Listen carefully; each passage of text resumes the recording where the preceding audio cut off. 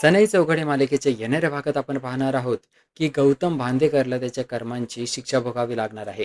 कारण गौतम जो आहे तो एक गुंड आहे, ते आपल्या सगळ्यांना माहिती आहे. आणि कमळीला देखील चांगलं समजलेलं असतं की हा माणूस कोण आहे.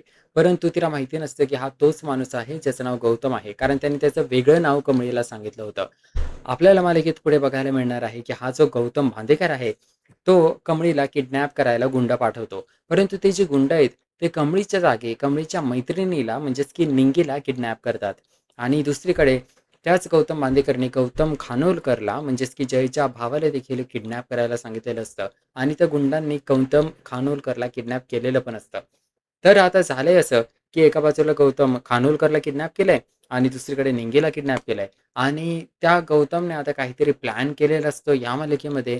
आणि त्याचा प्लॅन उधळून लावण्यासाठी जय आणि शर्वरी त्याच्या शोधात असतात. दुसरीकडे ऋषी आणि कमळी देखील त्याच्या शोधात असतात. मालिकेत पुढे आपल्याला बघायला मिळणार आहे की फायनली कमळीला जेव्हा हा माणूस सापडेल आणि कळेल की हा माणूस तोच आहे, अ, ज्याकडे कमळी नोकरी मागायला गेली होती आणि त्या माणसाचा खरा चेहरा कमळीला समजला होता, तेव्हा कमळी त्या माणसाला खूप मोठा धडा शिकवणार आहे. आणि ती कशाप्रकारे हे सगळ्या गोष्टी करते हेच याच विषयी आपण आजच्या व्हिडिओमध्ये चर्चा करणार आहोत. तर सगळ्यात आधी आपल्याला मालिकेत आतापर्यंत असं बघायला मिळालंय की जो गौतम बांदेकर आहे त्याला अनिकाने आणि समायराने मिळून असं सांगितलं होतं की आसावरी जी आहे ती सामूहिक विवाह सोहळ्यामध्ये लग्नासाठी नोंद करायला आली होती. ती लग्नासाठी सह्या करायला आली होती. आणि जेव्हा गौतम ला प्रश्न पडतो की मग जर आसावरी बाहेर गेले तर घरात कोण आहे? तर घरामध्ये तो बघतो त्या मुलीचा पदर तिच्या डोक्यावरून काढतो आणि पाहतो की ती आसावरीच आहे. आता झालेलं असं असतं की एवढ्या वेळ निंगी बसली होती आसावरीच्या जागी. परंतु आसावरी पटकन रिटर्न घरी आली. तिने ती साडी बदलली आणि मग जेव्हा गौतम बातेकर तिचा पदर उघडून बघतो ती कोण आहे आणि कळतं की ती तर आसावरीच आहे. त्यामुळे मग आता त्याचा काही विश्वास राहत नाही समायरा आणि अनिकावरती. आता मालिकेत असं झालं की इकडे समायरा आणि अनिकाने असं ठरवलंय की इकडे गौतम आणि आसावरीचं लग्न होईल या सामूहिक विवाह सोहळ्यामध्ये. आणि त्याच वेळेस मग आपण तिच्या घरच्यांना बोलवायचं, म्हणजेच की जय आणि गौतमची जी आई आहे तेजस्विनी, तिला बोलवायचं. कारण तिला या गोष्टीची खूप भीती आहे की आपल्या मुलांनी कोणत्या गरीब मुलीसोबत लग्न करू नये. दुसरीकडे आसावरीच्या देखील घरच्यांना तिकडे बोलवायचं आणि दाखवायचं की त्यांची मुलं कशाप्रकारे लपून पळून जाऊन लग्न करतायत. आणि अशा प्रकारे दोन्ही फॅमिलींची मग वाट लागेल, त्यातून तुटून जातील आणि त्यांच्या मुलांना मोठी शिक्षा देतील, अशीच समायराची इच्छा असते.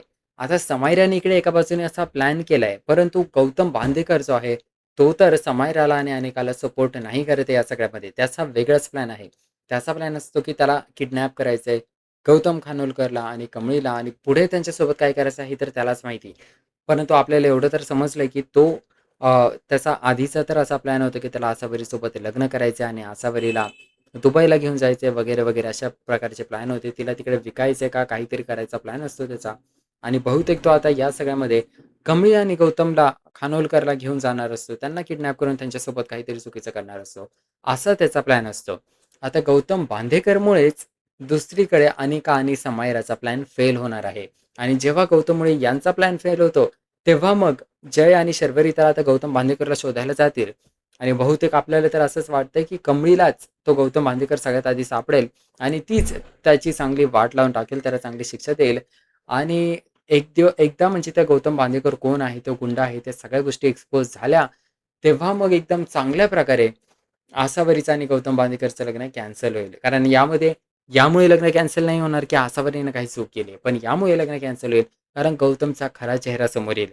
आणि जेव्हा गौतम बांदेकरचा खरा चेहरा समोर येईल, तेव्हाच ही मालिका खूप इंटरेस्टिंग होईल.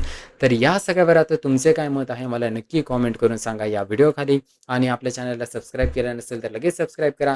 आपण भेटूया मालिकेच्या पुढील भागात. पाहूया मालिकेत पुढे असं नेमकं काय काय घडते ते.